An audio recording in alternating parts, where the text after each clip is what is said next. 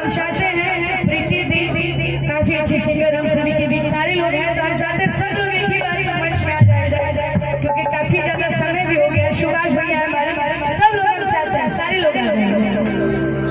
अरे सुनो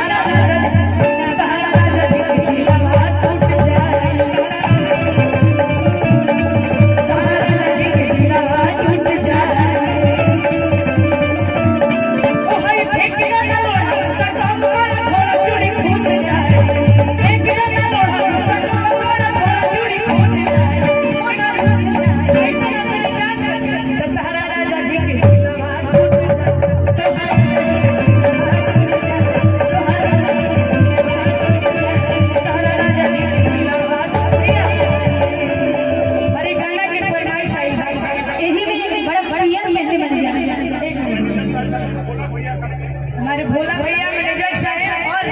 राकेश भैया हमारे बस एक लाइन हम गाएंगे भाइयों के लिए, उसके बाद काव्या दी आप सबके बीच एक से बढ़कर एक कलाकार कहे के बैठा भैया कोड दे दीजिए। ए भैया हंसी खुशी जिंदाबाद दुख